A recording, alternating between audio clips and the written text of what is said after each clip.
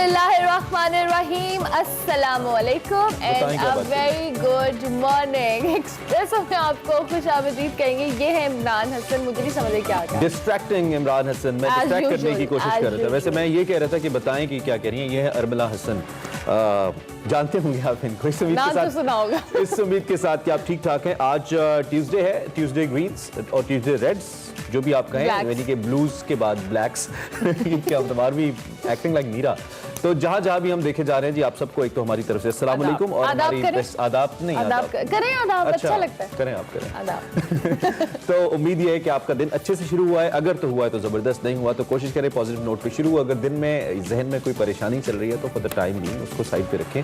सोचने से सिर्फ ब्लड प्रेशर हाई होता है और कुछ नहीं होता, मसाइल हल नहीं होते। एक और चीज से ब्लड प्रेशर भी बहुत हाई होता है। अच्छा, वो बाद में मैं बताऊंगा, लेकिन कॉफी की बात करिए। नहीं, लाहौर की सड़कों पे, लाहौर की सड़कों पे, कराची की सड़कों पे तो होता ही। अब इस्लामाबाद की सड़कों पे भी, Islamabad is mini Lahore now, trust me. इतनी ज्यादा ट्रैफिक है वहाँ पे। जो इस्लामाबाद के रहने वाले हैं उनको पता है, जो नया आदमी जाता है उसको शायद इतना फील नहीं होता, लेकिन अब ट्रैफिक बहुत ज्यादा हो गया है।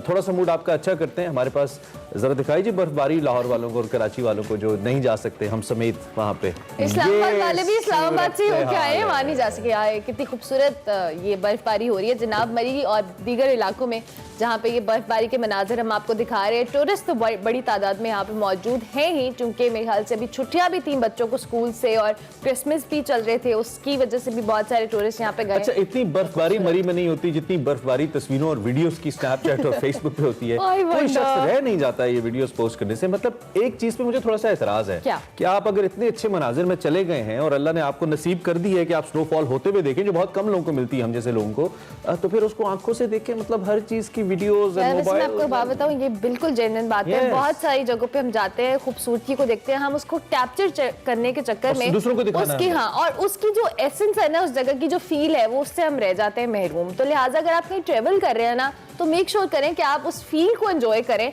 ना कि आप दूसरों को अपनी आंखों में और यादों में उस मंजर को महफूज करें। मुख्तसर ये है। खैर, हम बहुत सारी चीजों पे बात करनी है। आज ख्वाजा परवेज साहब को भी हम याद करेंगे। बड़े जबरदस्त शायर है, बहुत जबरदस्त गीत भी उन्होंने लिखे हैं। And we have a lot to share with you. आगाज कर लेते हैं सबसे पहले हेडलाइंस।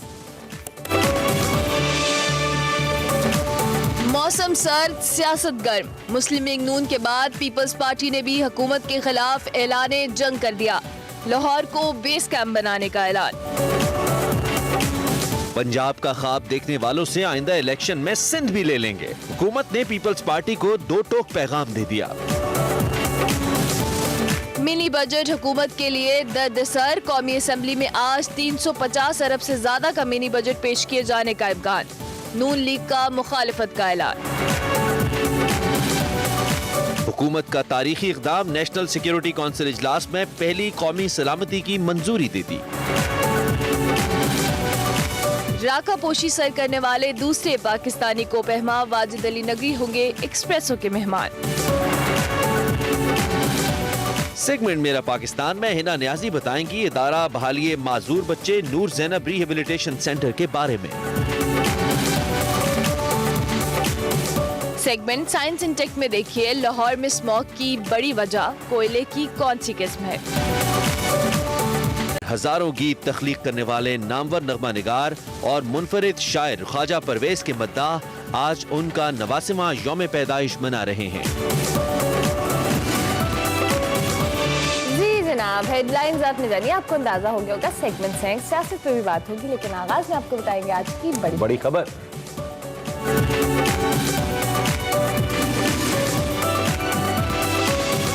और बड़ी खबर में बहुत बड़ी डेवलपमेंट। सियासी सर्द माहौल तो रहता ही है, मतलब सर्द अब तो मौसम भी है और माहौल गर्म है। गवर्नमेंट और ऑपोजिशन इस वक्त जो बयानबाजी है वो रुकने का नाम नहीं ले रही उनके बीच में। खैबर पख्तूनख्वा इलेक्शन के बाद जो सूरत हाल है वो मजीद संगीन हो गई है।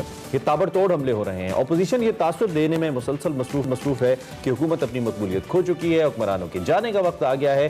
चंद दिन पहले आपको याद होगा जो शहबाज शरीफ साहब ने हुकूमत गिराने की कॉल देते हुए कारकुनों को तैयारी करने की हिदायत की थी, कल एक बड़ी इंपॉर्टेंट डेवलपमेंट हुई। कल बेनज़ीर भुट्टो साहिबा का यौम शहादत था, तो इस मौके पर एक बहुत बड़ा जलसा, एक बहुत बड़ा इज्तिमा किया गया गढ़ी खुदा बख्श बहसते रिवायत, और पीपल्स पार्टी की जो शरीक चेयरमैन है आसिफ अली जरदारी और बिलावल भुट्टो जरदारी भी इसमें शरीक हुए। आसिफ अली जरदारी साहब ने भी हुकूमत को कल ललकारा और मुखालिफिन से मुकाबला करने के लिए इस्लामाबाद और लाहौर में कैंप लगाने का ऐलान कर दिया। गुज़िश्ता रोज पीपल्स पार्टी की जानिब से मोतबा बेनज़ीर भुट्टो की 14वीं बरसी के मौके पर गढ़ी खुदा बख्श में इस ताज़ियती जलसे का एहतमाम किया गया था। बिलावल भुट्टो जरदारी ने बहुत ही पुरजोश और धुआंधार खिताब किया। हुकूमत पर लफ्जी तीरंदाजी की, डील से मुतल्लिक अफवाहों को मुस्तरद किया और आइंदा मुल्क भर में हुकूमत बनाने का दावा किया और गवर्नमेंट के खिलाफ 5 जनवरी से फैसला कुन तहरीक शुरू करने का भी ऐलान करते हुए कहा कि कठपुतली हुकूमत पर वार करने का वक्त आ गया है। लाहौर को ही अपनी बेस बनाएंगे और यहीं से हुकूमत के खात्मे की कहानी शुरू करेंगे। मौजूदा हुकूमत के जाने में देर नहीं है, जयाले अपनी तैयारी पकड़ लें। उन्होंने कहा देर है अंधेर नहीं। जयाले अपनी तैयारी उन्होंने कहा पकड़ ले। हुकूमत ने भी शदीद रद्द अमल दिया। हुकूमत कैसे पीछे रह सकती थी, और खास तौर पर फवाद चौधरी उन्होंने कड़ी तनकीद की। उन्होंने कहा पीपल्स पार्टी जैसी बड़ी सियासी पार्टी को जो कह ले जरदारियों ने जो टके टोकरी कर दिया है, और भुट्टो जैसा कदावर सियासतदान की जो सियासत थी आज सियासी बोनों के हवाले है। वजीर मुमलिकत फारूक हबीब साहब ने खबरदार किया कि पंजाब का ख्वाब देने वालों के पास आइंदा इलेक्शन में सिंध भी नहीं रहेगा। इसके साथ साथ अहम डेवलपमेंट की बात करें तो वजीर आजम की ज़ेर सदारत नेशनल सिक्योरिटी कमेटी का इजलास हुआ, जिसमें आला सिविल अस्करी हुकाम ने शिरकत की और इजलास में मुल्क की पहली कौमी सलामती पॉलिसी की मंजूरी भी दे दी गई और ये पॉलिसी आज वफाकी काबीना के इजलास में पेश की जाएगी। बिल्कुल, इस सारी सूरत हाल पे हमने बात करनी है। हसान खावर साहब हमारे साथ मौजूद है पंजाब हुकूमत के, उनसे जरा इस मामले पे बात करते हैं। Hassan, thank you very much, आपने अलग हमें ज्वाइन किया। सबसे पहले तो मैं आप ही से पूछ लेता हूँ, कल जो स्पीचेस हुई, खास तौर पे जो बिलावल की तकरीर थी, उसमें उन्होंने हुकूमत को तो निशाना बनाया, वजीर आजम को तो उन्होंने कठपुतली कहा, साथ उनके जो साबका इत्तेहादी में कह सकता हूं शायद समहाउ अपोजिशन में जो उनके इत्तेहादी थे मुस्लिम लीग नून, उनके ऊपर भी उन्होंने तनकीद के नश्तर बिटवीन द लाइन जरूर बरसाए। लेकिन आपके ऊपर जो तनकीद की गई वंस अगेन बहुत आड़े हाथों लिया गया। आप इस तनकीद को कैसे देखते हैं जिन नुकात पे बिलावल ने बात की, और खास तौर पर उन्होंने कहा कि कैंप लाहौर में लगाएंगे और आपको चलता करेंगे, कुछ इस तरह की बातें की उन्होंने। हसान सर जी शुक्रिया जी। देखिए बात देखिए वो कोशिश ये कर रही है इन बातों से अपनी जो है ना सियासत को पंजाब में जिंदा करें, और बात ये है कि बड़कों से जो सियासत है वो नहीं हो सकती। सियासत पाकिस्तान के परफॉर्मेंस के ऊपर होती है, और मेरा तो ख्याल है कि उनको कैंप जाकर सिंध के पसमानदा इलाकों में लगाने चाहिए। जरा वहां से गुजर के आए तो वो देखें कि उनकी सियासत की वजह से आज उनके अपने सूबे का क्या हाल है। तो ये कहना कि पंजाब में कैंप लगाएंगे और हमें बताना, अगर दिन ये आ गया है कि पीटीआई का अल्टरनेटिव जो है वो पीपल्स पार्टी की जमात होगी जिसने सिंध को बड़ा गलत कर दिया है, तो फिर तो अल्लाह ही हाफिज है। तो ये सिर्फ ऐसे ही वो सियासी वो थी, ये जो गरजते हैं वो बरसते नहीं, ना उनका अंदर कोई इतना मेरा ख्याल है कोई मेटल है तो वो लाहौर के अंदर आकर। अच्छा ठीक है, आपके मुताबिक जो लाहौर के हवाले से उसको बेस बनाने के हवाले से उन्होंने कहा इसमें कोई दमखम नहीं है। तहरीक इंसाफ की जानिब से बार बार कहा जा रहा है कि हम सिंध को भी, अब अगले इलेक्शन में सिंध भी हमारा होगा, लेकिन अगर अभी हम रिसेंट इलेक्शंस की बात करें तो अपने ही गढ़ में तहरीक इंसाफ को थोड़ी शिकस्त का सामना करना पड़ा है, तो फिर हम सिंध के हवाले से जो तहरीक इंसाफ है वो किस तरह से दावा कर सकती है? तो देखिए बात ये, आप जो अपना जो पाकिस्तान तहरीक इंसाफ है, आपको पता है कि इस वक्त वो वाहिद सियासी कौमी सियासी जमात रह गई है। तो मुकाबला तो हमारा हर सूबे में किसी जमात से है। पीपल्स पार्टी से सिंध में है, नून से पंजाब में है, और जेयूआई केपी में है। तो वाहिद कौमी जमात तो पीटीआई है। पाकिस्तान तक रह गई आपकी बात जो आप के हवाले से कह रहे हैं, तो उसमें आपको पता है कि हम अपनी जो तंजीम साथी है उसको भी जरा उसको भी तवज्जो दे रहे हैं, और हम समझते हैं कि वो चीजें जहाँ पर हम मजीद बेहतर कर सकते हैं हमें करना चाहिए, उस पर गौर कर रहे हैं। लेकिन आप ये देखें कि जहाँ सही की आप बात कर रही हैं, वहाँ हमारा मुकाबला किससे है? उस जमात की है जो एक जमाने में कौमी जमात थी, और वो करते करते आप बिल्कुल नहीं सिंध की जमात बन के रह गई, और उसकी बुनियाद करप्शन के ऊपर। लेकिन हसन बिलखुसूस आपको लेने का मकसद ये है कि हम लाहौर और पंजाब की बात करें, because you represent sitting government of Punjab. Was it not a wake up call जो रिसेंटली अभी एक बाय इलेक्शन हुआ था I think it was 131 NA, I just forgot, ये जो परवेज मलिक साहब का था, इसके अंदर एक वेकअप कॉल नहीं थी आपके लिए बिलखुसूस, क्योंकि अमूमी तौर पे पंजाब में मुकाबला आपका और नून लीग का है पिछले कुछ 2-3 इलेक्शंस की हम बात कर लें, लेकिन इसमें जो पीपल्स पार्टी थी वो दूसरे नंबर पे थी। दो की कुछ इतलात ये भी थी कि शायद पीटीआई की कुछ मकामी लीडरशिप ने अपने वोटर्स को कहा था कि वो पीपल्स पार्टी को वोट करे ताकि नून लीग के खिलाफ एक अच्छी फाइट बिल्ड हो। ये रूमर्स है, बहरहाल मुसद्दका इतलात नहीं है। मैं सवाल मेरा ये है कि क्या एक वेकअप कॉल थी ये आपके लिए, आप इसको वेकअप कॉल नहीं समझते, आपका उम्मीदवार नहीं था इसलिए इतने वोट निकले वहां से पीपल्स पार्टी के? नहीं, देखिए मैं आपको बताता हूँ, पीपल्स पार्टी के वोट पीपल्स पार्टी की तहरीके इंसाफ विदार में नहीं थी। एक तो इसमें यह कि टर्नआउट बहुत ही कम था, पीटीआई विदार में नहीं थी, लोगों ने सिलेक्शन को मुस्तरद कर दिया, लोग बाहर नहीं आए। जो लोग बाहर आए बहुत बड़ी तादाद है पंजाब में जो नून लीग को वोट नहीं देना चाहती, ये तो वजह है कि नून लीग बाहर हुई थी, तो उन लोगों ने किसी मोहर पे तो किसी निशान पे तो मोहर लगानी थी ना, उन लोगों ने पीपल्स पार्टी को वोट। लेकिन इसमें हसन साहब, कतई कलामी की माजरत, इसमें जो पॉइंट ऑफ कंसर्न है ना वो ये है कि जरदारी साहब या पुराने जितने भी सियासतदान हैं जो आपसे पहले की पार्टीज हैं, वो इस बात के लिए जाने जाते हैं कि उन्होंने किस महाज के ऊपर किस अपने उम्मीदवार को लड़ाना है, किसको इलेक्शन लड़ाना है, और जोड़ तोड़ के भी माहिर हैं। टिकट्स की तकसीम भी इन जमातों से बेहतर एज पर दी हिस्ट्री कोई नहीं करता, इनको पता है कि कौन सा उम्मीदवार बेहतर इलेक्शन कंटेस्ट कर सकता है। और आपकी इस हद तक सुबकी हुई इस इलेक्शन में कि आपका उम्मीदवार ही नहीं आ सका, यानी कि आपके उम्मीदवार को पता ही नहीं था कि उनका वोट यहाँ पे नहीं है और वो मतलब मुकाबला ही नहीं कर सके। तो अगर ऐसी सूरत हाल जनरल इलेक्शन में बनती है, जैसी अभी केपीके में बनी, प्राइम मिनिस्टर ने कहा कि जी हमारी गलत चॉइस थी लोगों की जिसकी वजह से हमें भुगतना पड़ा, ऐसी कोई गलती आप जनरल इलेक्शन में करते हैं तो खुमियाजा पीपल्स पार्टी के ऊपर आने की सूरत में आपको भुगतना पड़ सकता है। अच्छा देखिए, जो अभी आप खैबर पख्तूनख्वा में भी देखें, ये बात आपकी सच है कि जेयूआई की सीटें हमसे ज्यादा हैं तहसील लेवल पे, लेकिन वोट बैंक आज भी खैबर पख्तूनख्वा में पीटीआई के सबसे बड़ा है अगर आप वोट बैंक देखें। दूसरी बात यह है कि हमने आपको बताया ना कि वो उसके अंदर जो हमने इंट्रोस्पेक्शन की, इसीलिए तो आप देख रहे हैं कि पार्टी के स्ट्रक्चर में चेंजेस आ रहे हैं, तो वो इंशाल्लाह बलदियाती इलेक्शन में भी और अगले नेशनल इलेक्शन में भी हम भरपूर तरीके से उतरेंगे और पूरी तैयारी के साथ उतरेंगे, अपनी परफॉर्मेंस लोगों के सामने रखेंगे और कोई किसी किस्म का लूप होल नहीं छोड़ेंगे। ये मैदान पीपल्स पार्टी उम्मीदें छोड़ दे, अगर उनको लगता है कि हमारी किसी गलती की वजह से वो जीत जाएंगे, उनको अपने मेरिट पे आप लड़ने दें, और उनका मेरिट पंजाब में तो बिल्कुल कुछ नहीं। एक बड़ा बुरा टैग मोरूसी सियासत का है और आपके लीडर की, सिटिंग प्राइम मिनिस्टर की पूरी पॉलिटिक्स इसके खिलाफ रही है, जो खानदानी सियासत है उसका भी एक टैग आपके ऊपर केपीके में लगा। अब शफकत महमूद साहब को जिम्मेदारी पंजाब में दी गई है आपकी जमात की, तो ऐसी क्या तब्दीलियां हैं जो आप या आपका जो वोटर है वो एक्सपेक्ट कर रहा है आपकी पार्टी से, जिसके बाद उसको यकीन होगा कि आप हकीकी जमहूरी पार्टी हैं और जमहूरी बुनियाद के ऊपर आप सियासत कर रहे हैं? देखिए, सबसे बड़ी बात तो यह है कि वो कैंडिडेट्स लाए जाएंगे जो मुशावरत से हो, जिसके ऊपर हमारे जो पार्टी का रैंक एंड फाइल है उसका कंसेंसस हो, उसका ट्रस्ट हो, ये हमारी पार्टी को रिप्रेजेंट करता है और इसमें किसी किस्म का कोई कॉन्फ्लिक्ट ऑफ इंटरेस्ट नहीं है, तो ये तो एक जमहूरी पार्टी में होना भी चाहिए और हमारी प्रायोरिटी है इसका, और यही हम चाहते हैं। ठीक हो गया हसन साहब, आखिर में कौमी सलामती का जो इजलास हुआ उसमें पहली नेशनल सिक्योरिटी पॉलिसी जो है इसकी मंजूरी दे दी गई है। इस तारीखी इकदाम के हवाले से हुकूमत इसको करार तो दे रही है, लेकिन इसका जो नुमाया खदोखाल है या जो फीचर्स हैं इसके हवाले से थोड़ा सा हमें बताइएगा। जी देखिए, इसका एक पब्लिक सर्कुलर रिलीज किया जाएगा और उस पर मजीद बात करते हैं, लेकिन मैं समझता हूँ कि पाकिस्तान के लिए ये एक बड़ी खुशाइन चीज है, क्योंकि देखिए नेशनल सिक्योरिटी जो है ना वो हमारा सबसे अहम मसला है, और अगर आप वो देखें तो इस वक्त इकोनॉमिक सिक्योरिटी को उसकी कोर में रखा गया है, यानी कि ये रियलाइजेशन पूरी स्टेट के अंदर और पूरी रियासत के अंदर है कि हमारी नेशनल सिक्योरिटी हमारी इकोनॉमिक सिक्योरिटी में मुज़मिर है, यानी हमें अपनी एक्सपोर्ट्स को मजबूत बनाना है, अपने डेट टू जीडीपी रेशो कम करना है, और ये वो चीज है जिसके ऊपर तमाम इदारों का कंसेंसस बड़ा जरूरी था।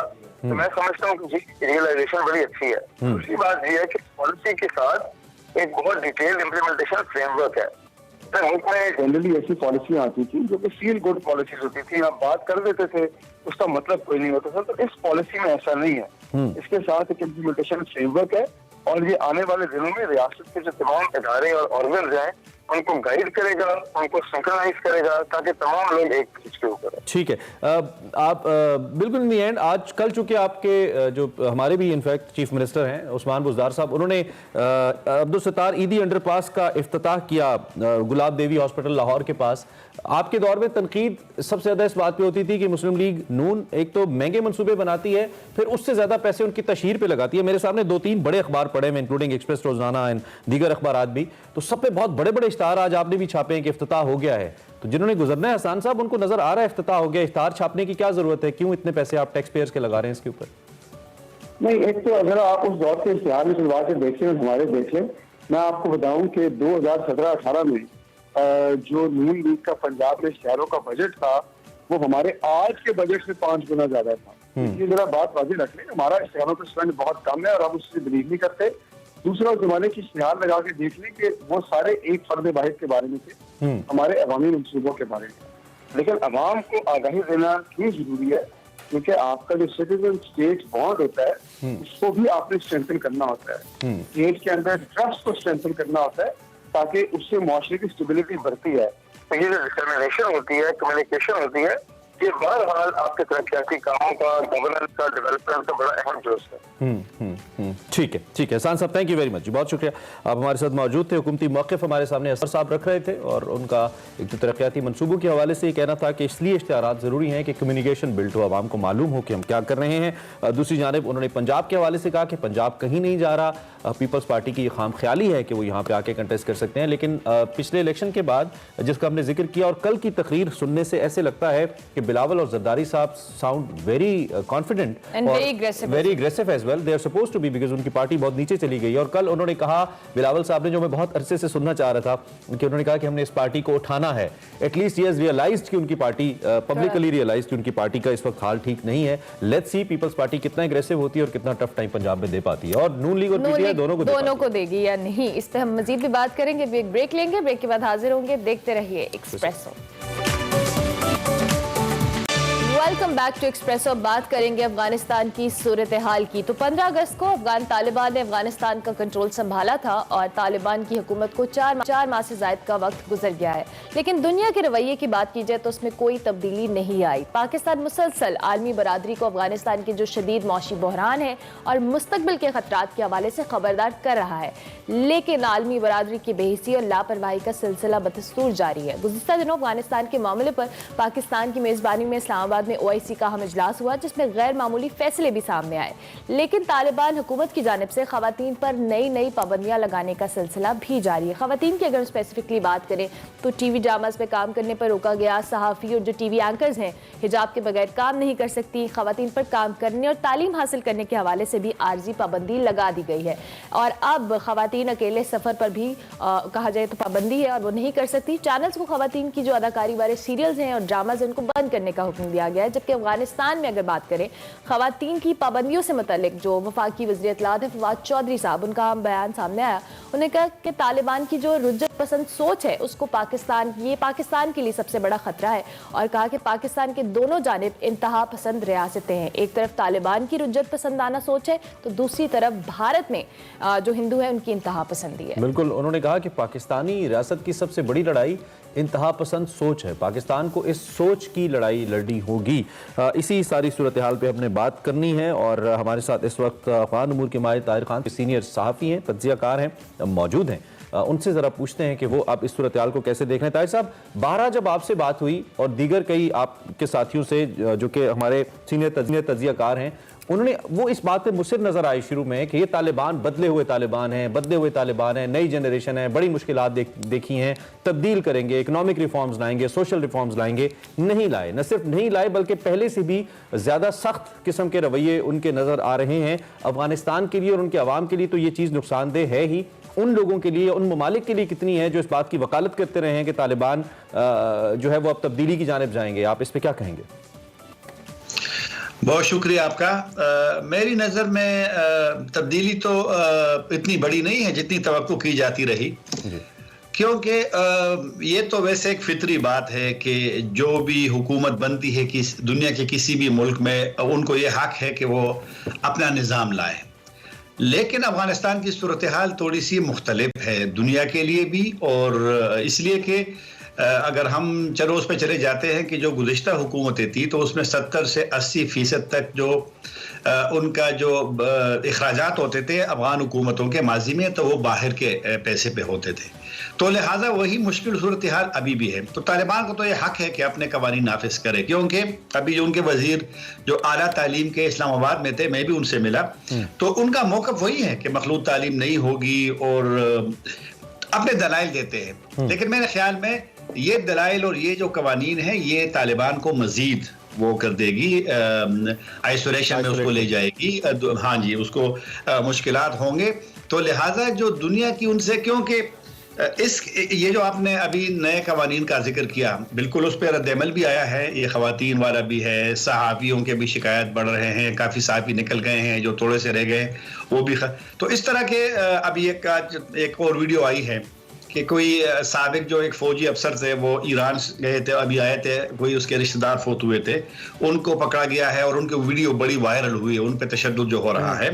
तो लिहाजा ये चीजें मेरे ख्याल में तालिबान को सोचना पड़ेगा कि जो मनफी उसके बारे में लोगों का जहन बनेगा दुनिया का, जो हमदर्दी भी अगर किसी के साथ ही, पाकिस्तान के हवाले से आप देखें तो कई बयानात ऐसे आ गए, फिर एक्शन आ गए, जो कि पाकिस्तान में यहाँ कल मैं एक यूनिवर्सिटी में गया था, यहाँ पिंडी में साहब वो जो जर्नलिज्म के साथ, तो सारे मुझसे पूछ रहे थे कि पाकिस्तान ने इतना किया है और फिर वो ये कर रहे वो करे। तो मेरे ख्याल में तालिबान को सोचना पड़ेगा कि अगर दुनिया के साथ चलना है, अपने लिए हमदर्दी पैदा करनी है, तो कुछ ना कुछ तो हिकमत का तकाजा भी है कि कुछ चीजों को। ठीक है मतलब आपके चूंकि बड़े करीबी रवाबित हैं भी, आप काबुल में भी थे जब ये सारा जो ट्रांसफर ऑफ पावर हो रहा था उस वक्त, और काफी अरसे से हो, इसलिए आप इस सारे मामले को कवर भी कर रहे हैं, आप बड़ा करीब से जानते हैं इनकी लीडरशिप को।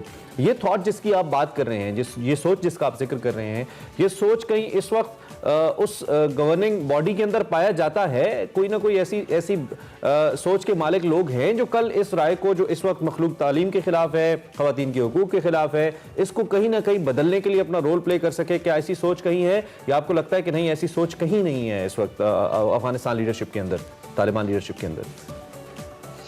मेरा नहीं ख्याल कि तालिबान के जो फैसला करने वाले लोग हैं, जो उनकी शूरा है, रहबरी शूरा, या उनके जो अमीर हैं, अमीर आजकल उनके तालिबान के कंदहार में मौजूद है, वो अपने लीडरशिप से मिलते हैं। उनका मौक़िफ़ जो मैंने सुना है, जो लोग उनसे मिले हैं, उससे एक से मेरी अभी मैं गुज़िश्ता इसी महीने के शुरू में फिर काबुल में था, तो उनकी सोच सख्त है।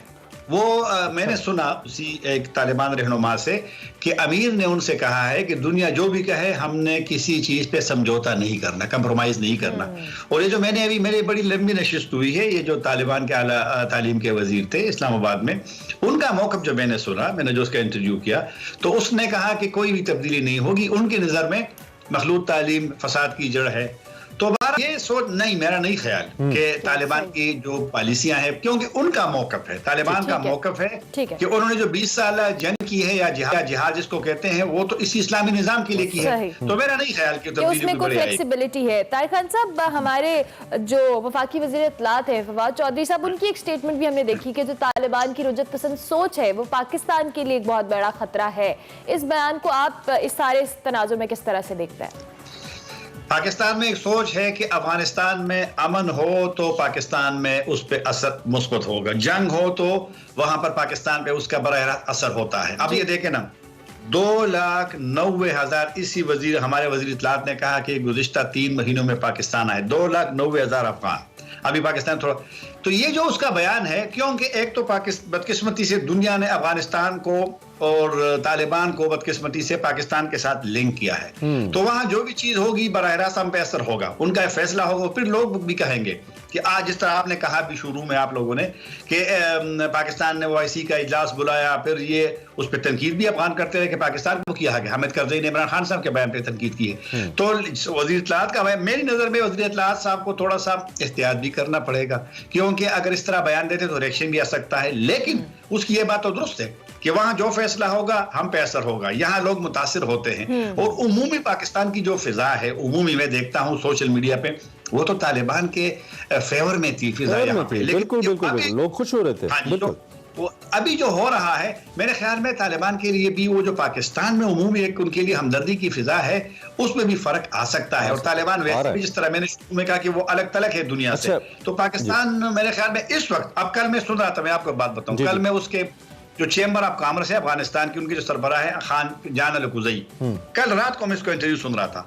उन्होंने कहा कि हमारे बरामदात में बहुत ज्यादा इजाफा हुआ है बावजूद इस चीज के, और वजह वो सब उनका ज्यादा सामान अब पाकिस्तान आता है, ख्वाह वो खुश्क मेवा है, ख्वाह वो ताज़ा मेवा है, ख्वाह उसकी दीगर चीजें हैं।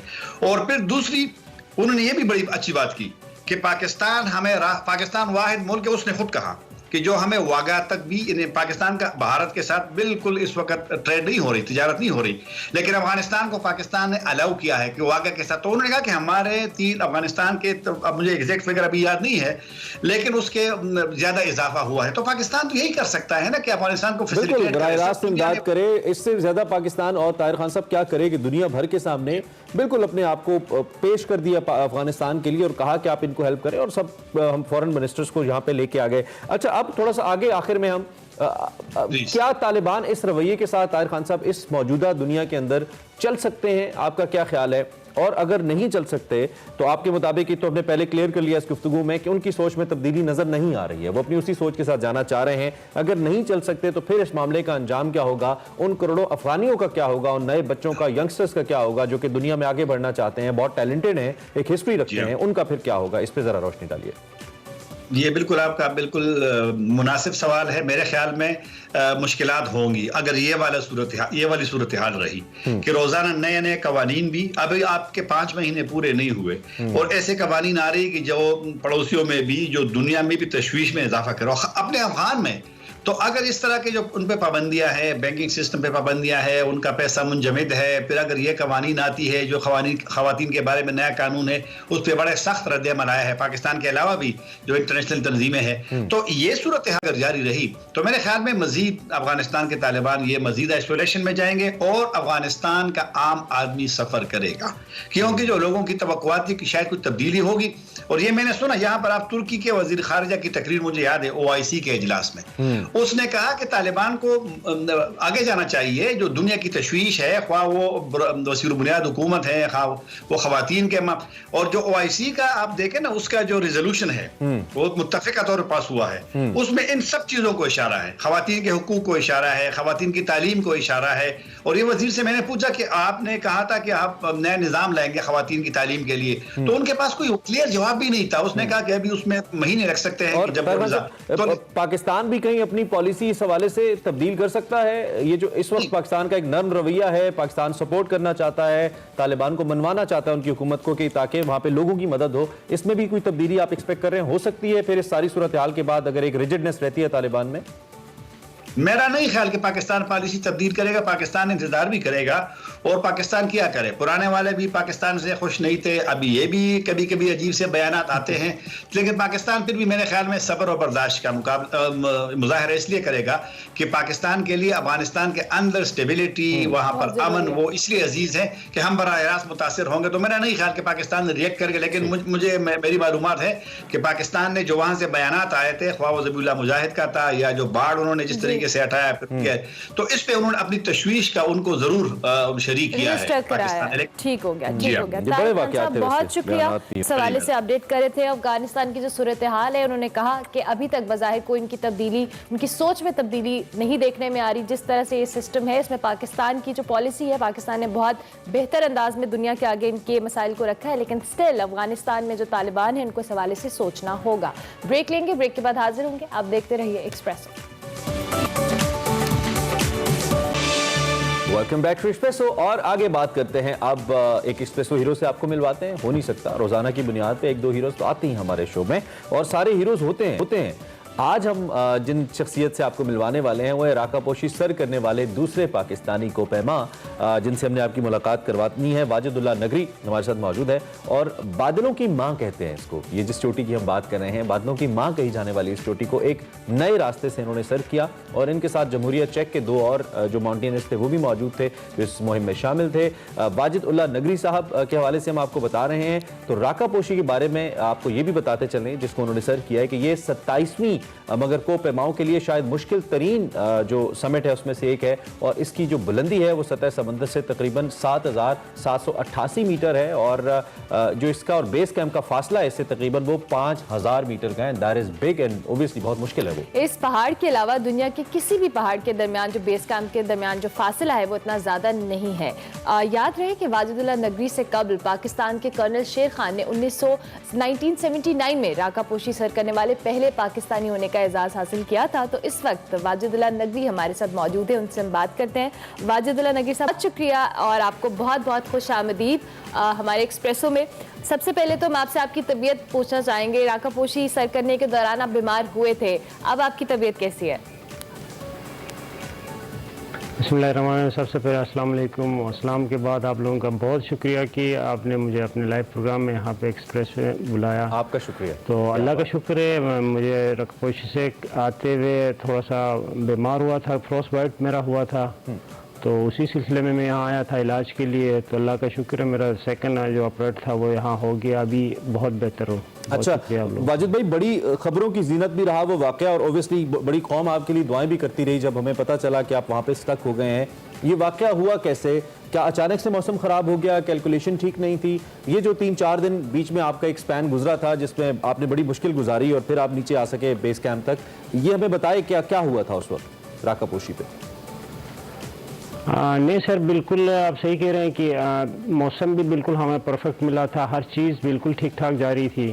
अच्छा, चल भी हम सही रहे थे, मतलब टाइम पे हमारा समिट जो हमने टारगेट रखा था उसी हिसाब से हम समिट पे पहुंच गए थे।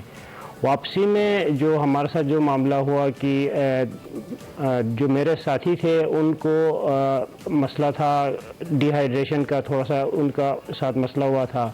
अच्छा मेरे साथ जो मेरा पैर का थोड़ा सा के फ्रॉस्ट बाइट का जो मसला हुआ था, उस वजह से हम वापसी में थोड़ा सा स्लो हो गए थे, यानी कि 3 से 4 घंटा हम स्लो हो गए थे। उस 3 से 4 घंटा स्लो होने की वजह से हम मौसम की लपेट में आ गए। जब हम समिट करने के बाद दूसरे दिन जब हम नीचे हम अपने प्रॉपर कैंप में पहुंचे, जब कैंप में पहुंचे तो वहां से जब मूव करने की कोशिश की तो अचानक मौसम ख़राब हो गया। तो दूसरा ऑप्शन हमारे पास कोई भी नहीं था कि हम वहाँ से नीचे आए, तो बिल्कुल ही इतनी तेज़ हवा चल रही थी कि हम वहाँ से उठ सकते थे।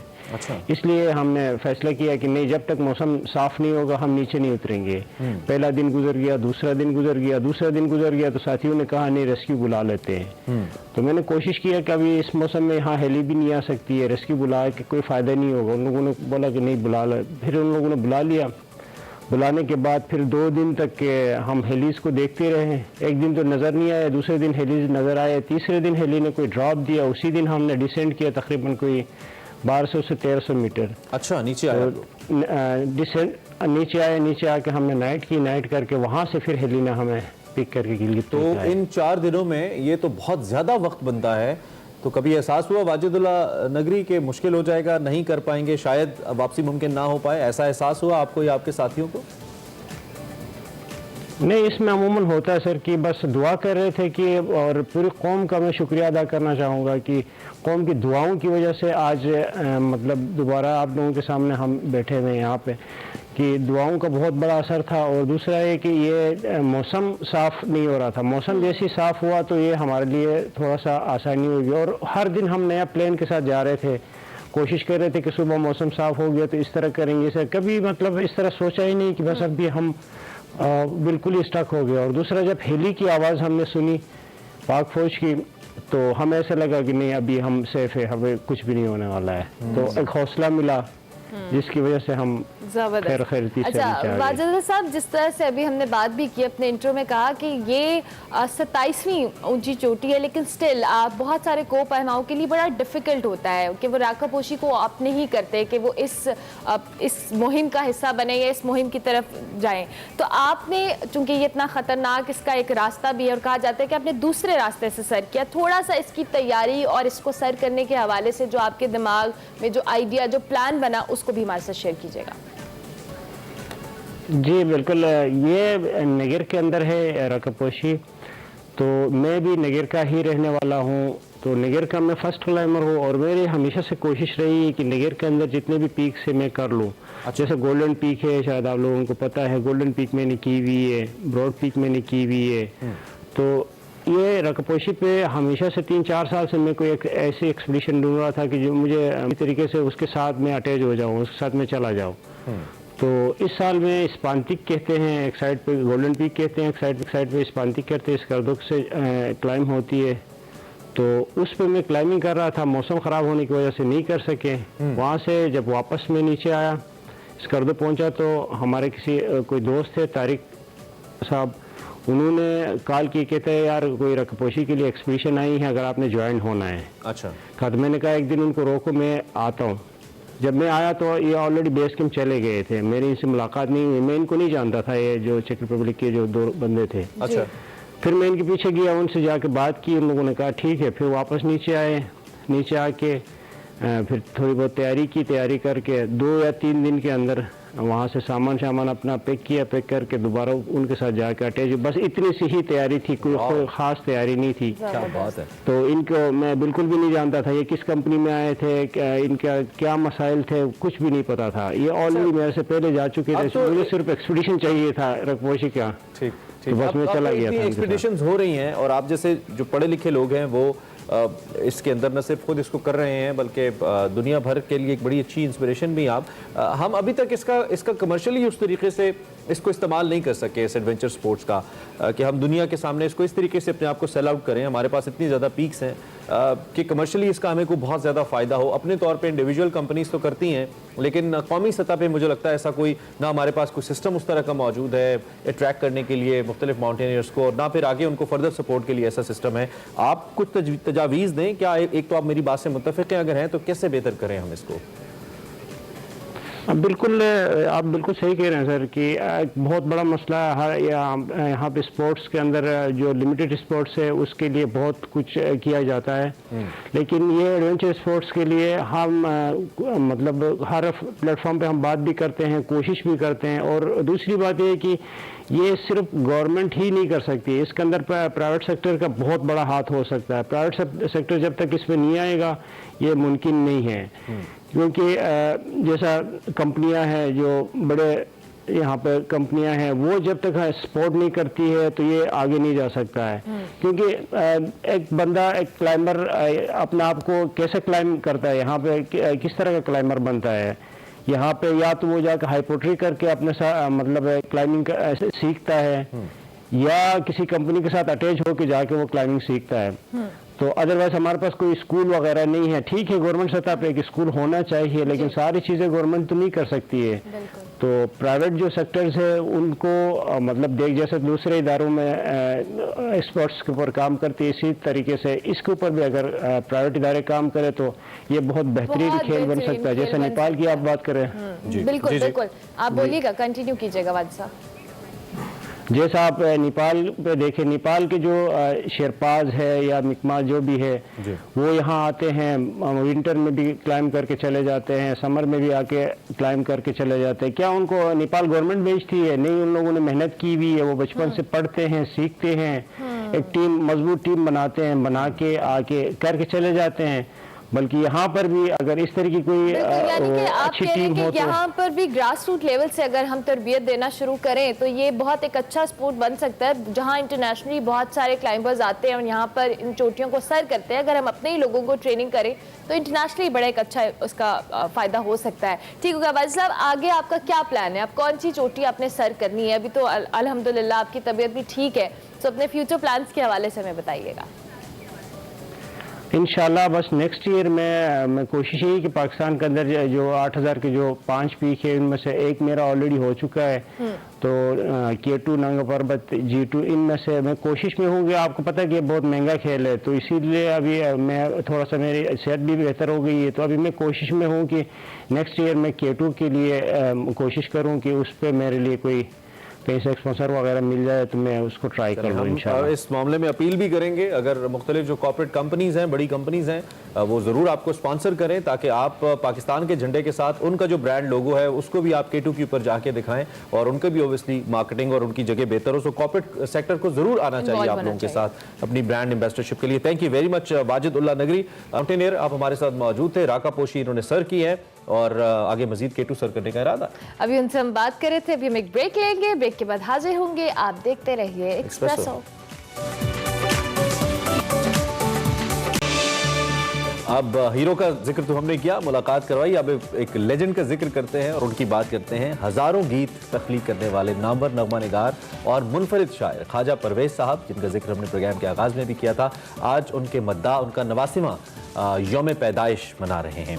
ख्वाजा साहब जी अमृतसर के एक कश्मीरी घराने में पैदा हुए। आपका असल नाम गुलाम बहिउद्दीन जबकि तखल्लुस परवेज था। फिर यही तखल्लुस आपकी पहचान बन गया और यूं आप फिल्मी दुनिया में ख्वाजा परवेज के नाम से मशहूर हो गए। पाकिस्तान के बाद आप अपने अहले खाना के हमरा पाकिस्तान आ गए और लाहौर को अपना मस्कन बनाया। इन दिनों लाहौर फिल्मी सनत का गढ़ तस्वुर किया जाता था। 50 की दहाई में आप गीत निगारी से वाबस्ता हुए, मगर फिल्मी शायर के तौर पर जो हकीकी पहचान है उनको 1964 में लिखे गए नगमे तुम ही हो महबूब मेरे, मैं क्यों ना तुम्हें प्यार करूं। ख्वाजा परवेज ने मजमूई तौर पर 10,000 से जायद फिल्मी नगमे तहरीर किए। उन्हें यह कमाल हासिल था कि वो बैक वक्त उर्दू और पंजाबी दोनों जबानों में गीत निगारी कर सकते थे। मुसर्रत नज़ीर के शादी ब्याह के गीतों की मारूफ एल्बम के नगमे भी ख्वाजा परवेज ने ही तहरीर किए, जिन्हें सामीन ने बेहद पसंद किया।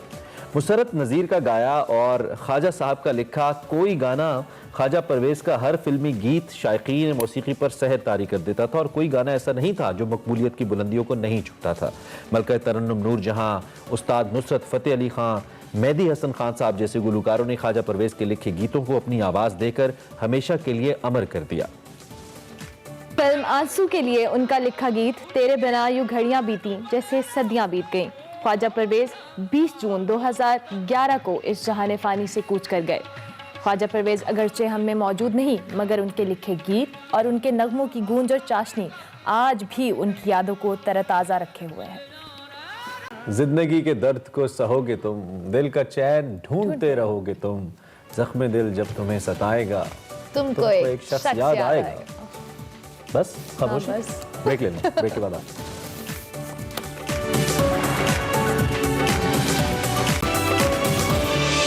Welcome back to Expresso programme में सेगमेंट के जाने बढ़ने से पहले हम कोविड के हवाले से जरूर आपको याद दिलाते हैं कि कोरोना अभी भी मौजूद है और ओमिक्रॉन के हवाले से जहां दुनिया भर में ये तबाही फैला रहा है, पाकिस्तान में भी इसके बहुत सारे केसेस रिपोर्ट हुए हैं। सो आपने एहतियात लाज़िम करनी है बिल्कुल। और एनसीओसी की ताज़ा तरीन जो आदाद शुमार हैं वो आपके साथ शेयर कर देते हैं। स्टैटिस्टिक्स के मुताबिक जो कि 28 दिसंबर 2021 के हैं, इसके मुताबिक टोटल टेस्ट जो पिछले 24 घंटों में किए गए उनकी तादाद 41,869 है। इसमें जो पॉजिटिव केसेस हैं वो 291 हैं और ये जो पॉजिटिविटी रेशो है टेस्ट के बाद जो बनती है दैट इज 0.69%, जो कि मुसलसल ऐसे ही चल रही है पिछले कई दिनों से।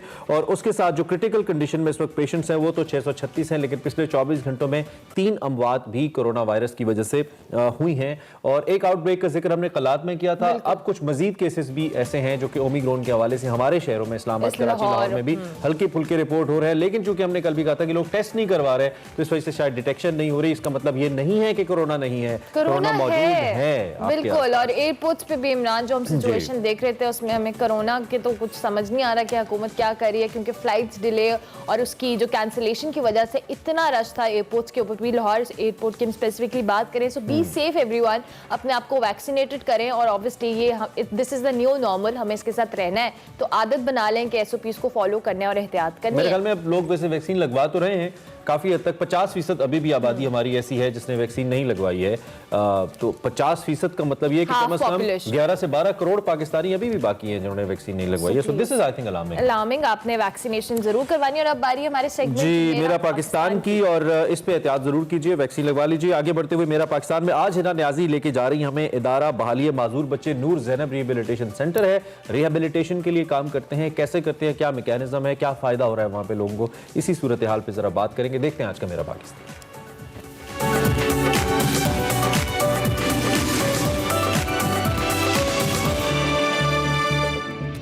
अस्सलाम वालेकुम नाज़रीन, हमारे बच्चे हमारा सरमाया हैं। आज के बच्चे कल मिल्लत के मुकद्दर का सितारा और हमारे मुल्क के मामार हैं। अगर इन बच्चों को हम तालीम नहीं देंगे तो समझे हम मुल्क का बहुत बड़ा सरमाया ज़ाया करेंगे। नाज़रीन, आज मैं एक ऐसी जगह पर मौजूद हूँ जहाँ फिज़िकली और मेंटली मुश्किलात या मसाइल का शिकार बच्चों को ना सिर्फ तालीम दी जाती है बल्कि ऐसी थेरेपीज़ दी जाती हैं जिनके ज़रिए उनको मुकम्मल सेहतयाब बनाकर मुल्क की तरक्की के धारे में उतारा जाता है। जी हाँ, मैं बात कर रही हूँ नूर ज़ैनब रिहेबिलिटेशन सेंटर की। आइए चल के जानते हैं इस रिहेबिलिटेशन सेंटर के बारे में।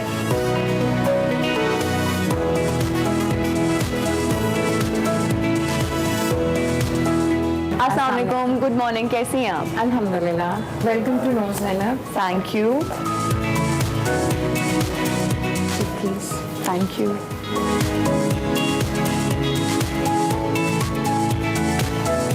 नाज़रीन, इस वक्त मैं नूर ज़ैनब रिहैबिलिटेशन सेंटर की चेयरपर्सन डॉक्टर फौजिया सलीमी के साथ मौजूद हूँ। उनसे जानते हैं कि ये रिहैबिलिटेशन सेंटर कायम कब हुआ और इसके मकासद क्या हैं। बेसिकली मैंने इसको 2009 में डेवलप किया था। मेरा अपना भाई जो है वो CP हेमिप्लीजिया के साथ था, राइट हेमिप्लीजिया के साथ था। ट्रॉमेटिक ब्रेन इंजरी हो गई थी, वो 6 ईयर का था। तो फिर उसके बाद वो डिसेबल हो गया और उसमें मेरी फैमिली में बहुत सारे और भी डिसेबल बच्चे थे।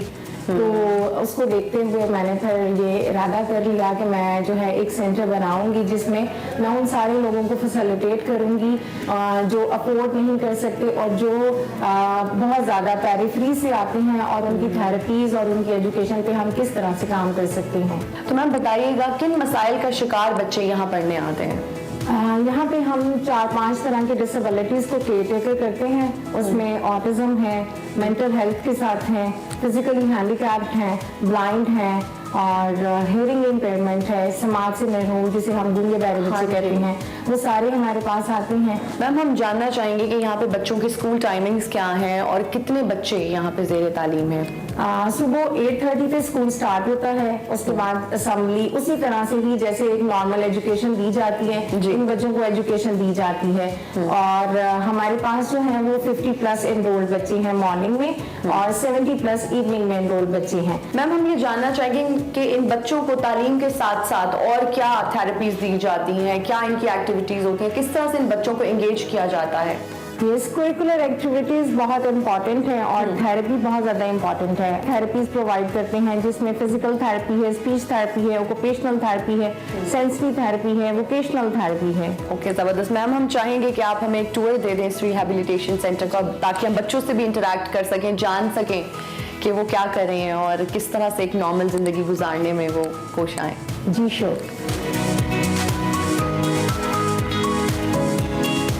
अस्सलाम वालेकुम, कैसे हैं सब बच्चे? क्या नाम है? अहमद आरिफ। क्या नाम है? अहमद आरिफ। मैं इतना करीब हूँ, मुझे फिर भी नहीं ऊंचा। अहमद आरिफ। अहमद आरिफ। अहमद, आपका फेवरेट कलर कौन सा है? रेड। रेड। मैम ये यहाँ पे कितने साल से हैं? ये 4 साल से हैं और ये लर्निंग डिसेबिलिटी के साथ हैं। नॉर्मल स्कूल में चल नहीं सके, नॉर्मल स्कूल ने इनका नाम जो है वो निकाल दिया वहाँ से। हमने इसको जो है वो बहुत ज़्यादा एजुकेशन के पॉइंट ऑफ व्यू से काफ़ी फैसिलिटेट किया है। अब ये हमारी 5th क्लास में पढ़ रहा है। और इनका क्या नाम है? ये ले, आप माइक पकड़े। क्या नाम है आपका? मेरा नाम तलहा है। तलहा। तलहा, आज हमें क्या सुनाएंगे? आज मैं आपको बहुत अच्छा एक गाना सुनाऊंगा। अरे वाह, किसका गाना है?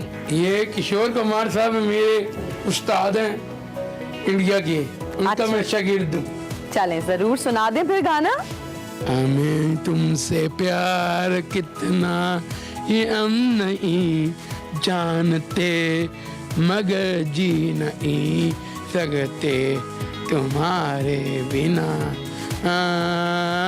हमें तुमसे प्यार कितना, हमें इंतजार कितना, ये हम नहीं जानते, मगर जी नहीं सकते तुम्हारे बिना। क्या बात है भाई, जबरदस्त जबरदस्त। आप तो छा गए हैं भाई। मैम आपकी तरफ आऊंगी, जानना चाहूंगी कि तलहा कितने अरसे से यहाँ पर हैं और कितने अरसे से उनकी ट्रेनिंग हो रही है, उनको तालीम दी जा रही है, उनकी थेरेपीज हो रही हैं? तलहा को तो हमारे पास 6 साल हो गए हैं। 6 साल से वो थेरेपीज पे है और ट्रेनिंग ले रहा है वो। जैसे कि मैंने आपको बताया कि ये सारी क्लास 5th क्लास का सिलेबस पढ़ रही है जो कि पंजाब टेक्स्ट बुक बोर्ड का है। अच्छा मैम, अब आप हमें इस रिहैबिलिटेशन सेंटर के किस सेक्शन में लेके जा रही हैं? Physiotherapy section. चलें, आ जाइए। अस्सलाम वालेकुम मैम, ये जो है फिजियोथेरेपिस्ट हैं यहाँ पे? जी, ये डॉक्टर हमना है जी, ये डॉक्टर वर्दा है, ये डॉक्टर बसरता है। ठीक है, मैं डॉक्टर वर्दा से यहाँ जानना चाहूँगी कि इन बच्चों की क्या थेरेपी हो रही है यहाँ पे?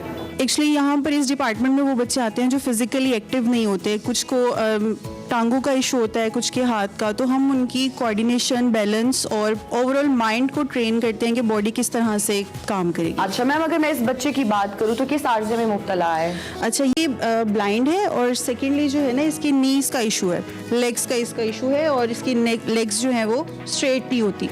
तो इसको इस तरह की एक्सरसाइजेस करवाई जाती हैं कि इसके मसल्स पे काम हो और इसकी जो है स्टैंडिंग भी ठीक हो, ताकि जब इसकी स्टैंडिंग ठीक होगी, लेग्स ठीक होंगी, तो ये ऑटोमेटिकली वॉक की तरफ आएगा। जी, इसका नाम जाइना है, ठीक है। इसकी ओवरऑल जनरल बॉडी वीकनेस है, तो हम थ्रू फिजिकल एक्टिविटी, ठीक है, उससे जो है हम इसका जो डेली लाइफ की एक्टिविटीज़ है उसमें इम्प्रूव करते हैं। लाइक स्टार्टिंग में ये वॉक नहीं कर सकती थी, ठीक है, तो हमने इसको वेट्स के साथ इसकी स्ट्रेंथनिंग कराई, अपर लिम्ब की स्ट्रेंथनिंग, और माशाल्लाह इंडिपेंडेंट वॉक भी करती है। ये मैम क्लासरूम्स हैं। हाँ जी, ओके। अस्सलाम वालेकुम। ये हम क्लास ब्लॉसम में आए हैं। क्लास ब्लॉसम में आए, किस क्लास के बच्चे? इनकी क्लास इसी तरह होती है 1 2 3 4 5, तो ये कौन सी क्लास है?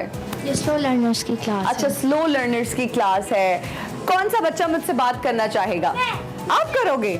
चलो आप इधर आ जाओ, इधर। अस्सलाम वालेकुम, क्या नाम है? क्या क्या सुनाओगे? A B C D E F G H। क्या नाम है? उमर। उमर। उमर, हमें क्या सुनाओगे? नहीं, वो जो अभी पिज्जा वाली कोई पोएम आप पढ़ रहे थे, क्या पढ़ रहे थे? ते तो पिज्जा, ते तो पिज्जा, ते तो पिज्जा चीज। Thank you so much. कुछ हमें सुनाओगी, कोई पोएम, कुछ भी? जी, सुना दो। Twinkle twinkle little star, how I wonder where to up above where to the guy in the sky. जबरदस्त, thank you Lishba.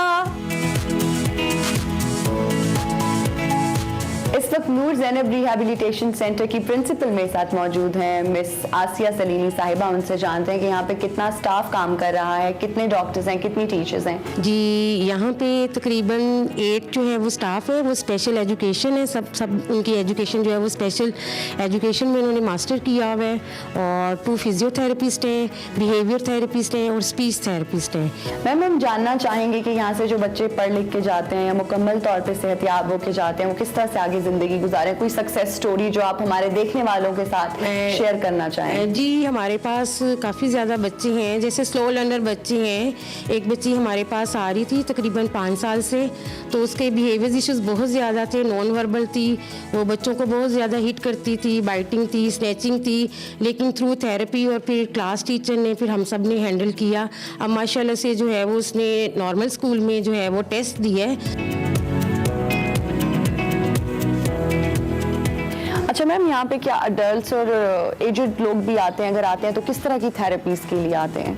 12:30 school of हो जाता है, तो 12:30 से ऑनवर्ड हमारा 8 o'clock तक रात आउट पेशेंट ही चलता है। उसमें हमारे एडल्ट्स भी होते हैं, यानी पीडियाट्रिक पॉपुलेशन भी है, जीडियाट्रिक पॉपुलेशन भी है।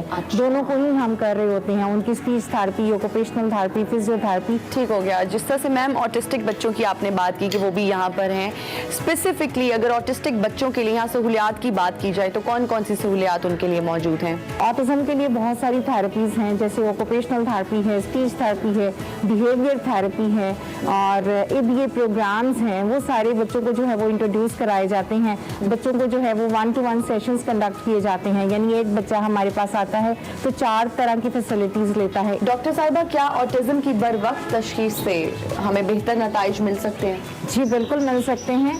अगर बच्चा जो है वो अर्ली इंटरवेंशन के पॉइंट ऑफ व्यू से अर्ली डायग्नोसिस बनेगा, तो अर्ली डायग्नोसिस से हमारा होता है कि 3.6 से पहले बच्चा डायग्नोज हो जाए और उसको हम थेरेपीज दे के इसको इसमें से ऑटिज्म से फेज आउट करें, तो बहुत सारे बच्चे इसमें से फेज आउट हो जाते हैं। मैम, अगर माहाना अखराजात की बात की जाए तो क्या अखराजात हैं इस रिहैबिलिटेशन सेंटर के माहाना? बेसिकली तो बहुत मुश्किल हो जाता है हमारे लिए भी, क्योंकि हमारे पास ज़्यादा बच्चे वो आ रहे हैं पेरिफेरी से जो कि डिजर्विंग है, तो उनके पेरेंट्स अफोर्ड नहीं कर सकते। तो मेरे बहुत सारे फैमिली फ्रेंड्स हैं और अपने सर्कल में, मेरे थेरेपिस्ट के सर्कल में कुछ ऐसे लोग हैं जो हमें फंडिंग के पॉइंट ऑफ व्यू से सपोर्ट कर रहे हैं। अखराजात की अगर बात करें तो ये तो 6 लाख तक चला जाता है, डिपेंड करता है थेरेपीज के ऊपर। बहुत शुक्रिया मैम आपके कीमती वक्त का, बहुत अच्छा लगा आपसे बात करके और बहुत ज़बरदस्त कॉज के लिए आप काम कर रही हैं। हम आपको बेस्ट ऑफ लक बोलेंगे फ्यूचर के लिए भी। और यहाँ मैं अपने देखने वालों से भी रिक्वेस्ट करूंगी कि नूर ज़ैनब रिहेबिलिटेशन सेंटर जो है ये एक ऐसा फलाही इदारा है जो स्पेशल बच्चों के लिए काम कर रहा है और मैं गुजारिश करूंगी कि आप यहाँ पे अपने ज़कात व अतियात दें, डोनेशंस दें, फंड्स दें, क्योंकि आपकी डोनेशंस, आपके फंड्स जो हैं वो इन बच्चों का मुस्तकबिल बदल सकते हैं। शुक्रिया। Welcome back to Expresso. बारी हमारे सेगमेंट साइंस एंड टेक की, जिसमें वकार अहमद मलिक और इब्न फाजिल बात कर रहे हैं पीरियोडिक टेबल के एलिमेंट कार्बन के हवाले से। और कार्बन पे क्या बात हो रही है, देखते हैं आज का science and take.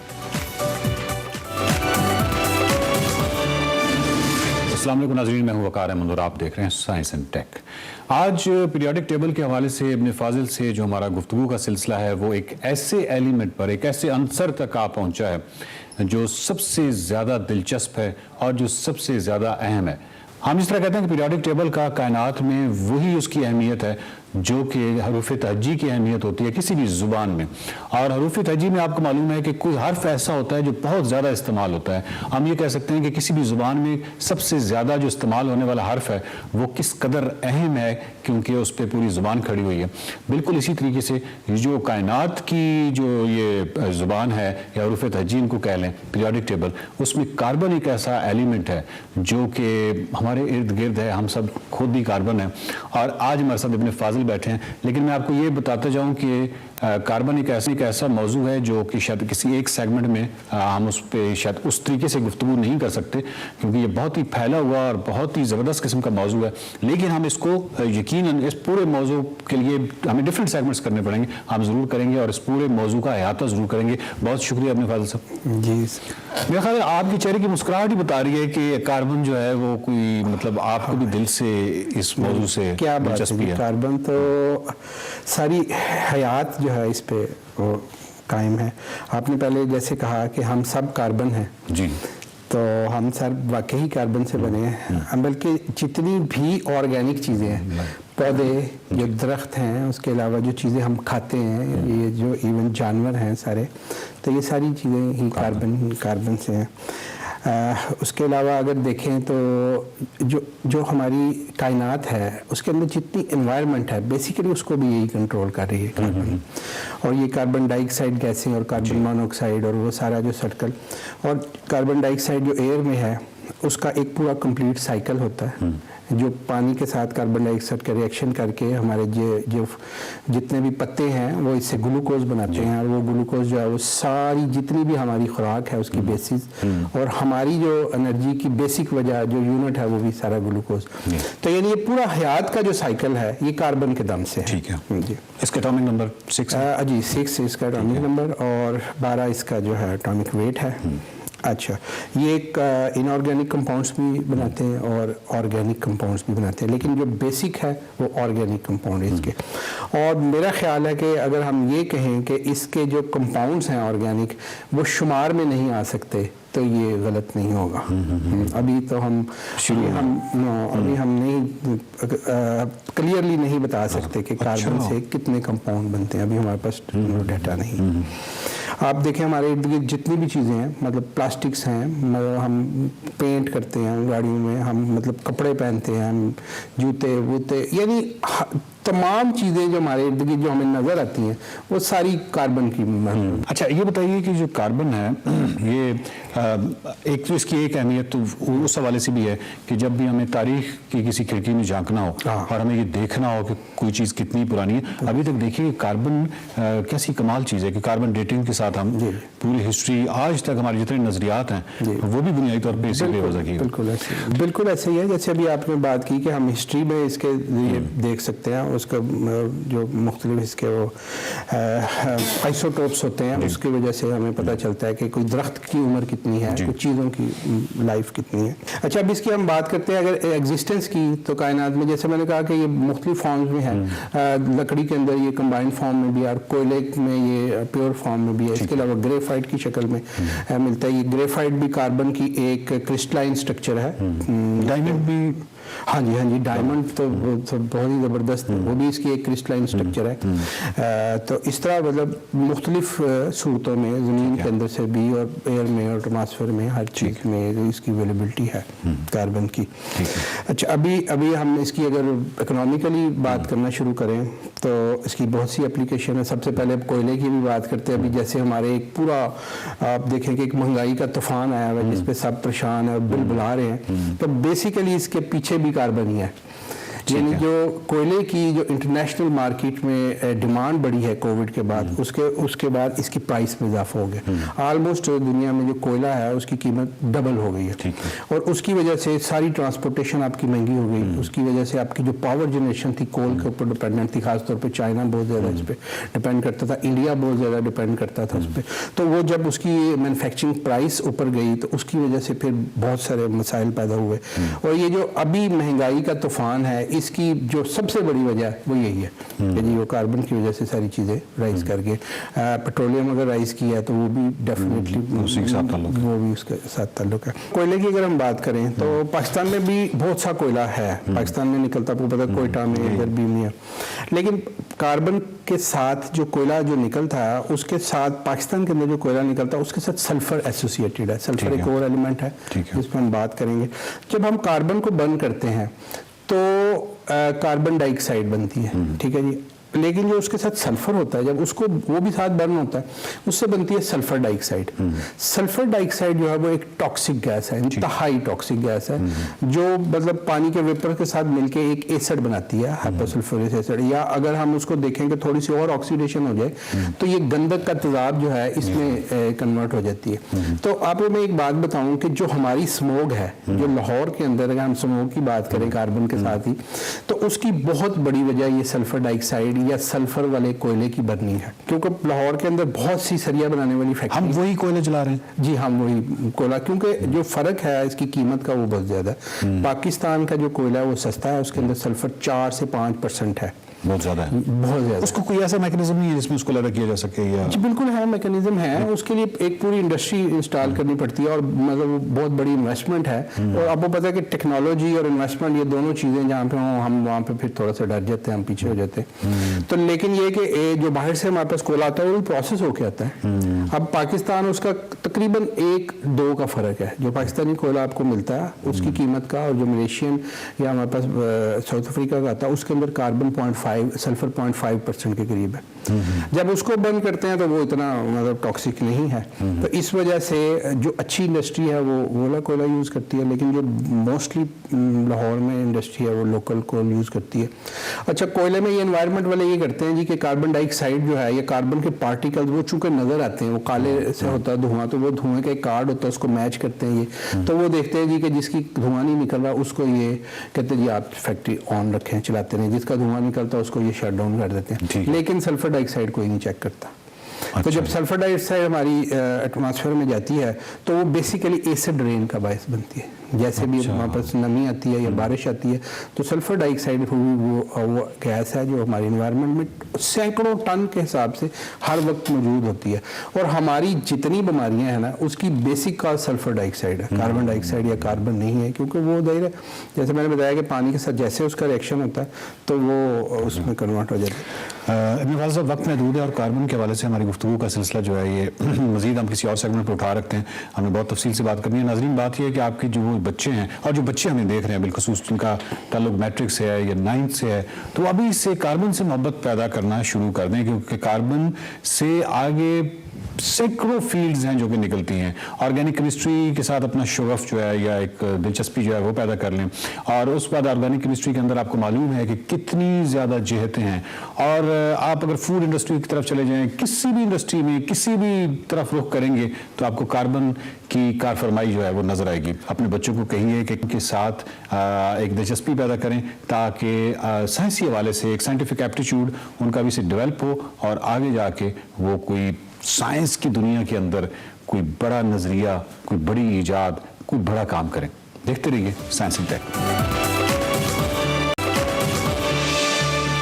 Welcome back to Expresso. Programme में आगे बढ़ते हैं और बात करते हैं खैबर पख्तूनख्वा से ताल्लुक रखने वाली एक बाहिम्मत लड़की नीलुफर शिराजी की, जिन्होंने 1160 ईंटें तोड़कर अपना इतना ही बनाया हुआ रिकॉर्ड तोड़ दिया है। इससे कबल उन्होंने फरवरी में 1000 जो ब्रिक्स हैं उसको तोड़कर आलमी रिकॉर्ड उनके पास था और अपने रिकॉर्ड को उन्होंने तोड़ा। इंटरनेशनल ब्रेकिंग फेडरेशन अमेरिका से ये रिकॉर्ड अप्रूव भी हो चुका है और इसी हवाले से नीलुफर शिराजी हमें ज्वाइन भी कर एक्सक्लूसिवली हमारे साथ मौजूद है, उनसे हम बात करते हैं। नीलुफर, वेलकम टू एक्सप्रेसो। इस उम्मीद के साथ कि आप बिल्कुल ठीक ठाक हैं और आप हमारे शो में आकर हमें यकीनी तौर पे एक फख्र करने का मौका दिया है आपने कि आप हमारे साथ मौजूद हैं। सबसे पहले तो मैं आपसे जानना चाहता हूं कि आप यू मोस्ट वेलकम। सबसे पहले तो मैं आपसे जानना चाहता हूं कि अपने रिकॉर्ड को बेहतर करने का ख्याल आपके जहन में क्यों आया? क्या आपको डर था कि कोई और तोड़ देगा ये रिकॉर्ड? नहीं, जब मैंने क्लब ज्वाइन ही किया था तो मास्टर को बोला था कि मैं रिकॉर्ड बनाऊंगी और बनाती ही जाऊंगी ताकि अपनी कंट्री को रिप्रेजेंट कर सकें। जबरदस्त जबरदस्त। अच्छा नीलोफर, आपने अब चूंकि आप एमएससी में, हाल से मैं सही बता रही हूँ, एमएससी केमिस्ट्री आपने किया हुआ है, आप बच्चों को पढ़ाती भी हैं, आपका साथ साथ आपने जो स्पोर्ट इख्तियार किया है इसकी तरफ आप किस तरह से आई?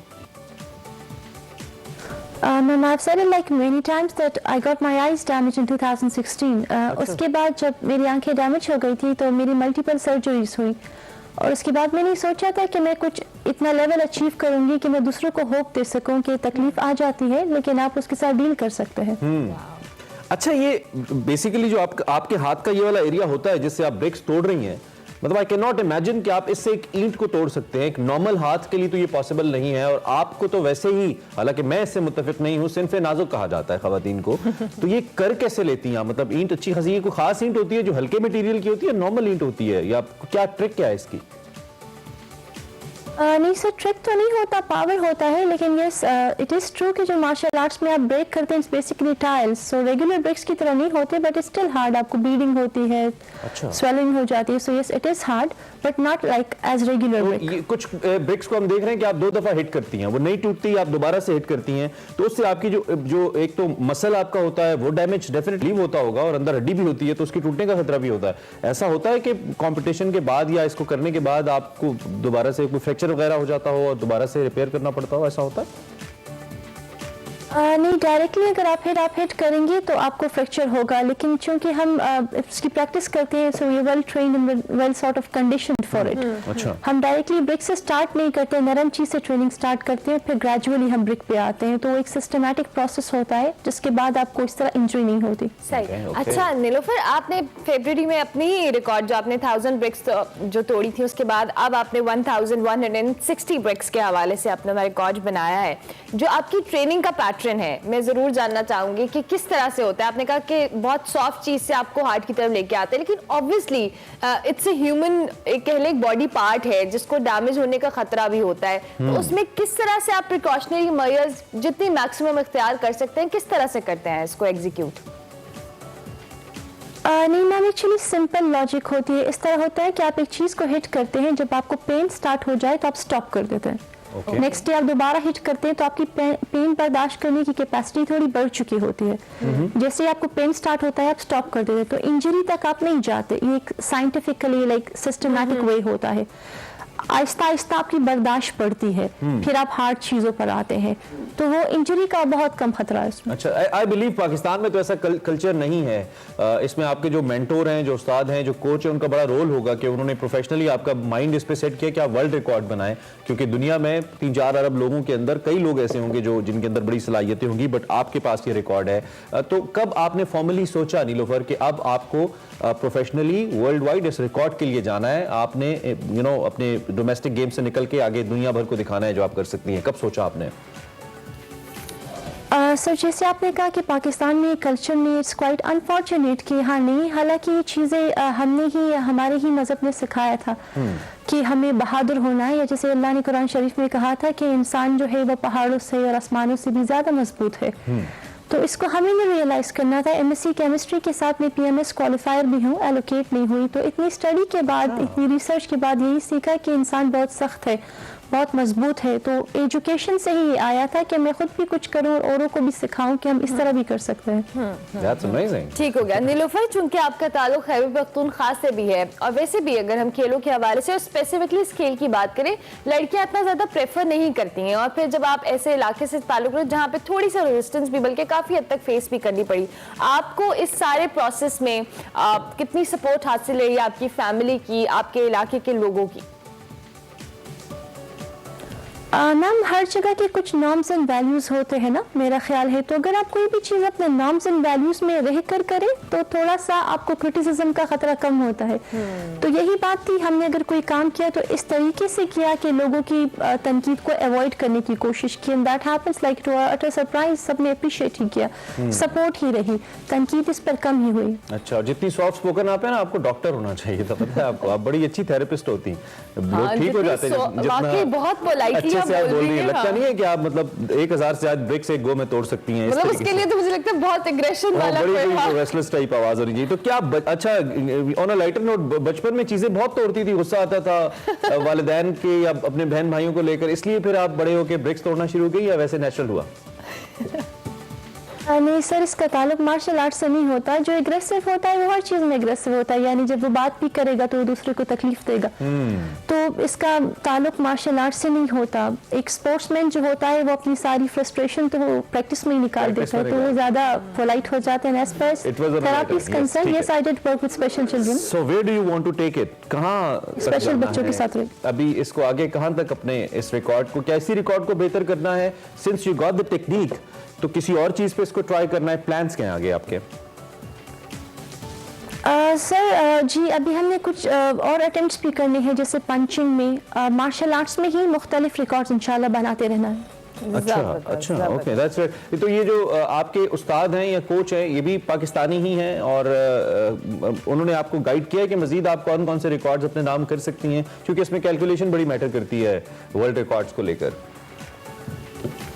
जब मैंने ज्वाइन किया था ग्रुप तो मैंने मास्टर को कहा था कि मैं रिकॉर्ड बनाना चाहती हूँ, तो मास्टर का भी है, मेरी अपनी भी सोच इस तरफ थी। मास्टर मेरे चाइनीज हैं। अच्छा, तो आपका कंपटीशन किससे है पाकिस्तान में? पाकिस्तान में किसी से है या बाहर है, चाइना में? नहीं सर, 1000 ब्रिक्स जो है ये तो किसी दुनिया में किसी मेल मार्शल आर्टिस्ट ने भी नहीं तोड़े, तो ये तो कोई सवाल ही नहीं इसमें कंपटीशन का। ये वर्ल्ड क्लास परफॉर्मेंस है। That's really अपने ही साथ कंपटीशन था तो उसी को बेहतर किया। ठीक है। अच्छा, वैसे एक कुछ हमारी जो एक मिनट फिरदौस आशिक अवान साहिबा की हम बात कर रहे थे, नीलोफर मुझे हंसी आ गई कि उन्होंने भी ईंटें तोड़ी थी, आपका मुकाबला कि हम उनके साथ करा दें। लेकिन उन्होंने एक तोड़ी थी और पूरी ऊपर गिर गई थी। फिरदौस आपा इज लाइक फनी। और जबरदस्त। नीलोफर का प्लान है अगर हम आपका एक कंपटीशन, क्या पता यूनी से मुतासिर हो कि इन्होंने साउथ। आप ऐसा तो नहीं, फिरदौस आशिक की वीडियो तो नहीं देखी थी आपने ब्रिक्स तोड़ते हुए? I would not like to comment on that actually. अच्छा, चले, आप बहुत सारी जो यंगस्टर्स आपको देख रही हैं उनके लिए it's a formal thing, but we want, क्योंकि आपने वो सारे मरहले तय कर लिए हैं जो भी बहुत सारे बच्चों ने या बच्चियों ने तय करने हैं आप जैसा बनने के लिए, तो जरा उनको कुछ मशवरा दीजिए, वो क्या करें, कैसे आए, आपकी तरह कैसे बने? जी जैसे हम नफ्सियात पढ़ते हैं, जब हम CSS या PMS की तैयारी कर रहे थे, तो नफ्सियात में ये होता है कि फैक्टर्स दो तरह के होते हैं, एक इंडिविजुअल, एक सोशो कल्चरल। तो सोशो कल्चरल पे डिपेंड नहीं करें कि माशरा ऐसा है, इंडिविजुअल अपने आप को ऐसा बनाएं कि जैसा भी माशरा हो, आपने जो करना है आप कर गुजरें। जबरदस्त, thank you very much Nilofar and we wish you very best of luck कि आपने जो रिकॉर्ड्स बनाए हैं मजीद रिकॉर्ड्स बनाते रहें और हम आपको अपने शो पे इंशाल्लाह बुलाते रहेंगे। और 100 break, I mean 1000, more than 1000, 1160 breaks इन्होंने तोड़ी हैं एज पर नीलोफर। ये किसी मेल ने भी नहीं तोड़ी हैं, मतलब कर क्या रहे हैं पाकिस्तानी? मग तोड़ के दिखाएं, मग तोड़ के दिखाएं, अभी तोड़ के दिखाते हैं, लेकिन हम ब्रेक लेते हैं, ब्रेक के बाद हाजिर होंगे, देखते हैं express.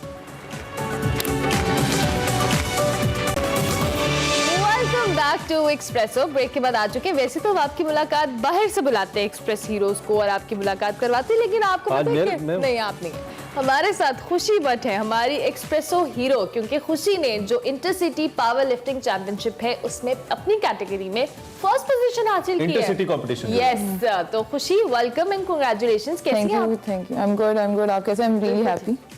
Yes, you should be. अपने इस कंपटीशन के हवाले से थोड़ा सा खुशी बताएं, किस तरह का था, कितने लोग पार्टिसिपेंट्स थे?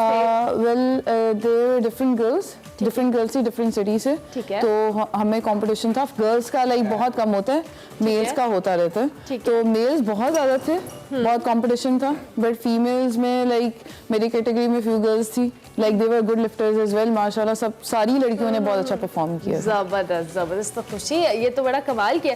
खुशी, आपकी 63 63 kg। खुशी, इतनी जान कहाँ से बनाई आपने, आप ये बताएं। इधर ही बनाई, हम नहीं बनवाई। अच्छा, ये जो दूसरा ये हम आपको एज अ ट्रेनर तो जानते हैं कि आप ट्रेनिंग करवाती हो और फिटनेस एक्सपर्ट हो आप, लेकिन ये हमारे लिए एक नई चीज है कि आप कम्पीट भी करती हो। तो इसका मतलब ये है कि हम आगे भी, क्योंकि मुझे थोड़ा सा खुशी की ना वेट में और लुक में भी थोड़ा सा वो एक चीज फील हो रही है ज्यादा, थोड़ा इस तरह का ऐसा। तो आगे भी आपने कम्पीट करना है? I am an athlete, I would be competing इंशाल्लाह। I have been coached by one of the best trainer, best coaches in Lahore, तो इंशाल्लाह। You think is the best coach in Lahore? हाँ, yes, he is the best coach. Sameer. वाह, जबरदस्त। और आप इसी category में रहना है या थोड़ा वेट? नहीं, maybe I'll go to 60. I was 60 क्योंकि मुझे डेंगू हुआ था, you know that. कहीं खुशी किसी अज़रबैजान में किसी एशियन टीम कुछ ऐसा भी है? I guess I would go to Karachi to compete next time. And then God as well. इंशाल्लाह। खुशी, once again बहुत मुबारक हो आपको। इसी खुशी में आप हमें एक्सरसाइज करा। Okay guys, today हम अपर बॉडी वर्कआउट करेंगे। आज मैं शोल्डर की एक्सरसाइज करवाऊंगी, ठीक है, जिसमें डिफरेंट शोल्डर की एक्सरसाइज होंगी। 12 रेप्स होंगे, ठीक है, 12 to 15 रेप्स होंगे। एंडोरेंस एक्सरसाइज करेंगे and 3 sets of every exercise. So guys, unfortunately we don't have dumbbells. नहीं, आपको डंबल्स रख दें। रख तो भाई, थोड़ी है। Thank you so much. So guys, we'll do single arm kneeling shoulder presses, 12 on the right, and make sure you exhale when you press up. When you extend your arms, and we're gonna switch to other side, 12 each side. And second exercise is standing, guys. Arm bend, lateral raises. Exhale on the top, inhale when you go down. Keep your chest upright, back straight. ये कितने sets आप बता रही हैं? ये 3 sets of 12 reps each exercise. Okay guys. बैठ के और खड़े होने में सिर्फ कह रही हैं प्रेशर का आइसोलेशन हो रही, उसकी जो पोजीशनिंग है उस पे भी आई गेस आइसोलेशन ज्यादा होगी और ज्यादा शोल्डर पे स्ट्रेच आएगा आपको। And third guys exercise is upright rows. It's for your traps and shoulders. Keep your chest upright, dumbbells under the chin, elbows toward the ceiling, and exhale on the top. And the last exercise is, guys, a bit difficult. I need lighter dumbbells, but try कर लेते हैं. Static hold on the top, ठीक है, front raise and lateral अपने move करना है. This is tough. Yes, this is tough. You need lighter weights. हाँ, ये थोड़े. And then we switch to the other arm. Nice. In the end, guys, we finish it up with push-ups. अगर आप intermediate level पे आप toast पे कर लें, वैसे नीज पे कर लें, बट इसकी प्रोग्रेशन ये है कि आप चेस्ट डाउन करें, hands up and press your hands down and on your toes या नी से टोस पे आ जाए. So guys 12 reps each exercise. सिर्फ शोल्डर्स की इसलिए